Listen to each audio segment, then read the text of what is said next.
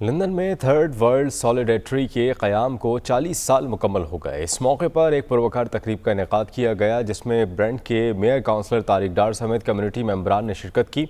मज़ीद तफसीलात मुसरत इकबाल की इस रिपोर्ट में।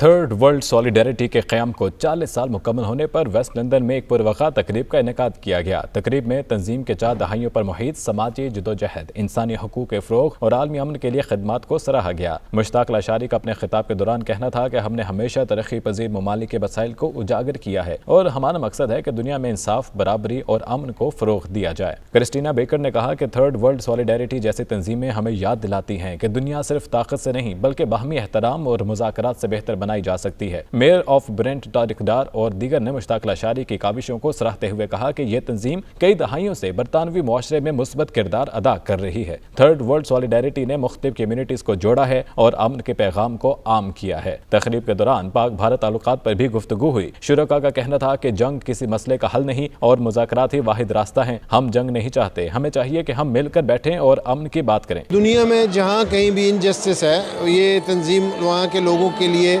काम कर रही है, उन लोगों की आवाज़ बन रही है जिनकी आवाज़ नहीं है। उसके साथ साथ ये मुल्कों के दरमियान ब्रिज बन रही है, जैसा कि आज बड़ा एक फ़्लैश पॉइंट है पाकिस्तान और इंडिया के दरमियान। हम ये दुआ करते हैं कि सियासतदान जो हैं वो अब होश और अक्ल से काम लें। ये थर्ड वर्ल्ड जो है, क्या उसी के नसीब में लड़ाइयाँ झगड़े लिखे हुए हैं, जबकि बाकी दूसरी दुनिया तरक्की कर रही है। हमें छोटे छोटे झगड़ों को ख़त्म करके आगे चलना चाहिए। थर्ड वर्ल्ड सॉलिडेरिटी जो है लंदन में सबसे ज़्यादा एक्टिव है और ये वो ऑर्गेनाइजेशन है जो हर एक डिफरेंट नेशनलिटी को, तबके को, सबको एक टेबल जमा पे लेके आते हैं। थर्ड वर्ल्ड सॉलिडेरिटी ने जो मुख्तलिफ ममालिक को एक सॉलिडेरिटी का जो पैगाम दिया है और प्रैक्टिकली अपने तहरीक से जो फ़ैसले करवाए हैं ममालिक के दरमियान और ममालिक को मफाद पहुंचाने के लिए, पॉजिटिव फ़ायदा पहुंचाने के लिए बड़े बड़े ममालिक से जो फ़ैसले करवाए गए हैं, मैं समझता हूं कि ये एक बहुत ही यूनिक काम है इनका।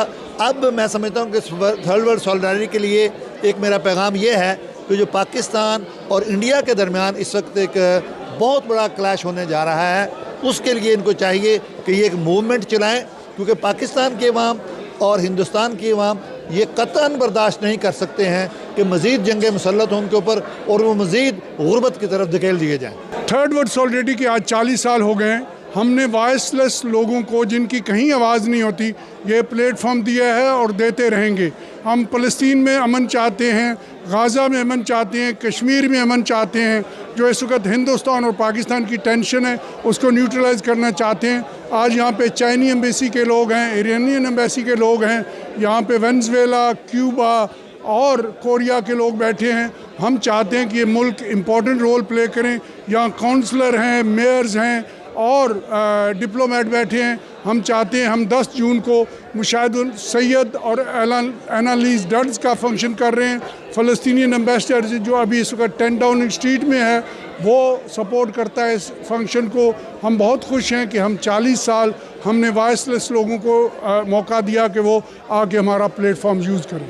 थर्ड वर्ल्ड सॉलिडेरिटी की यह तकरीब न सिर्फ एक तंजीम की खिदमत का एतराफ़ थी बल्कि आलमी अमन के पैगाम का अमली मुजाहिरा भी थी। मुसरत इकबाल, दुनिया न्यूज़।